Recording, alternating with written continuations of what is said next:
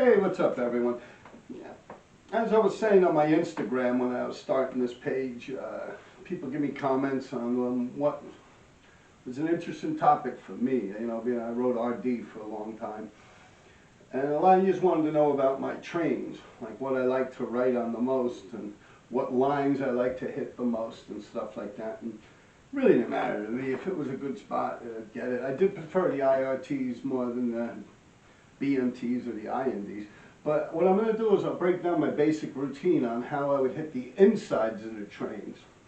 This is how I do it. We're going to talk about the inside of a train, inside a tunnel. So this is an outdoor station, and this is how I would go about the routine of hitting a tunnel layup. Now we're going to talk about the train as if it's up and down, uptown, downtown, just to keep it simple.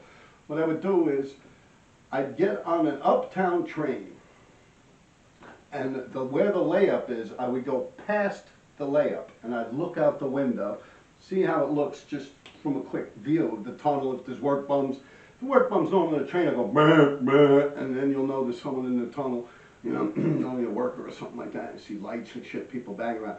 But to make a long story short, I would pass the layup.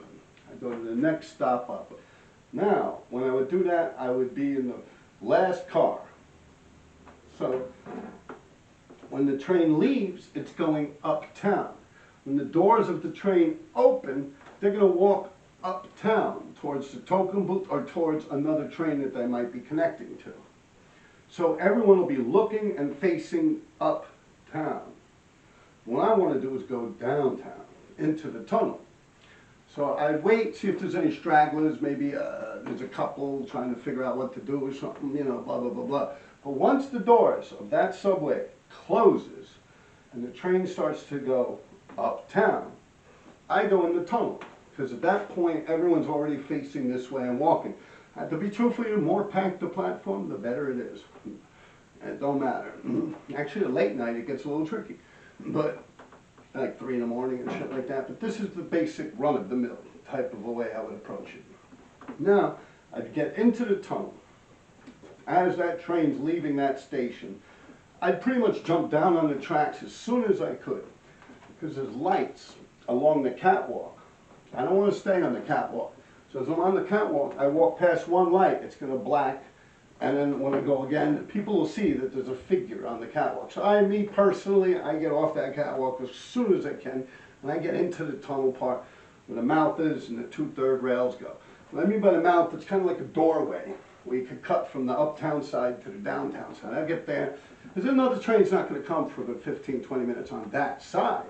Now, on the downtown side, a train might come by, but you just hide behind the wall on the uptown side. Both trains come at the same time, you get down in between the door buck of the connection between. You get down, and pretty much don't matter what you're wearing. It's smart not to wear white sneakers, but as far as it goes with blue jeans or something like that, it's dark enough. But the one thing you got to make sure you hide when you're hiding from this train is your hands and your face. For some reason, the human eye seems to detect that in a quick movement in a blur. I don't know why, but it's a proven fact. I've witnessed it. I know about it. I'm not lying to you.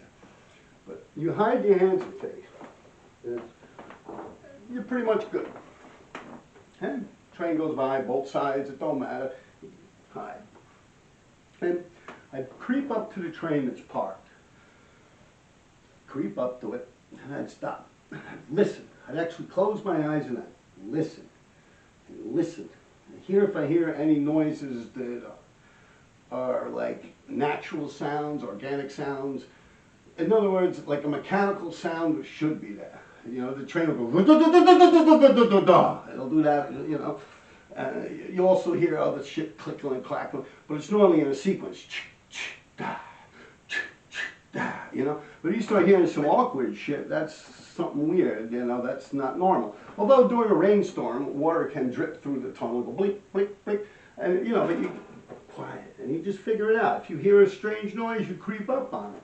But anyway, let's just talk about one set of trains. I've been to places where I can hit so many different trains, but we're going to talk about something simple, one train.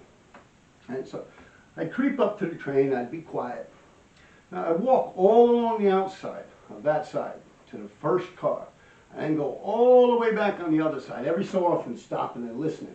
See, because if someone had seen you, if there's a cop inside the station, the train actually, he would make a noise to try and see what you're up to, or if he did see someone or whatever, and he'll make a noise, nightstick, keys, whatever. So you quiet. Close your eyes too, it helps you hear. Stay quiet.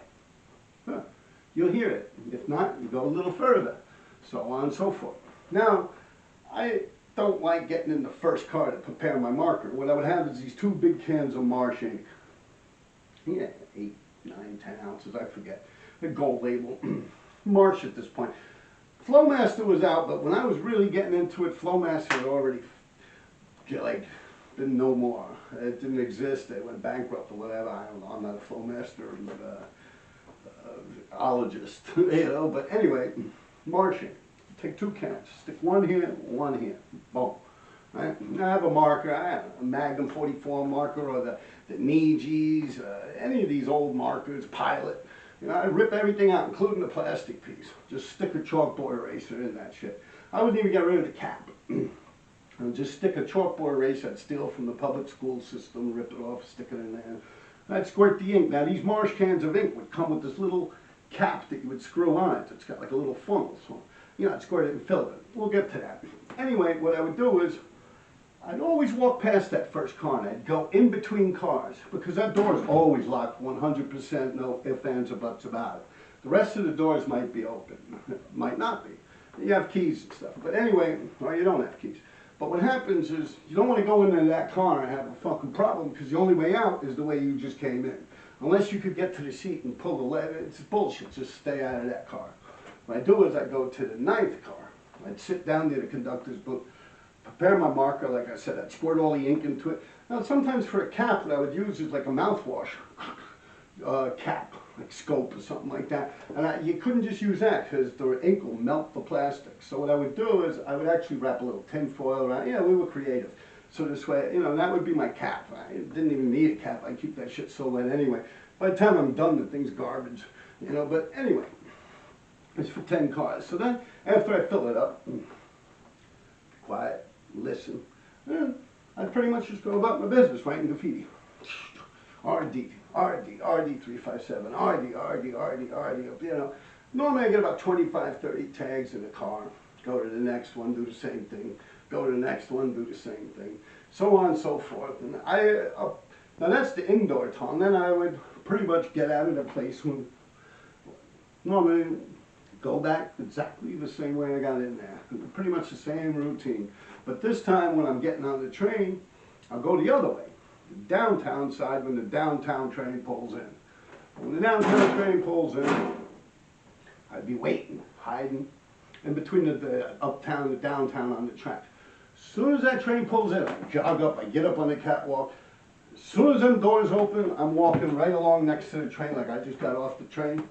I go home. Smoke a nice fat spliff, think about it. That's about it. I got a whole different routine for the outdoor layups like Zariga, Castle Hill, Middletown Road, the Sixes, all these things out in Brighton Beach, Brooklyn. I mean, I hit a lot of layups, man. Well, we could go through them each by each, but, you know, send me some comments, tell me, you know, things you want to hear about. But that's pretty much what I would do. As far as it goes, we're hitting the insides. Like I said, it's the inside of a train, not the outsides, the fill-ins and stuff like that. We'll get into that too, because that's also another way, you know, you just, you know, you don't want to get seen or doing it. I had a very good run. I mean, last time I was caught, up until this time that was in the newspapers and shit, like 2 years ago, I haven't been caught since I was like 17, 18 years old. So I had a good 30, 40 fucking year run, and believe me. But, you know, take care of yourselves, all right? I hope that's helpful. Please let me know.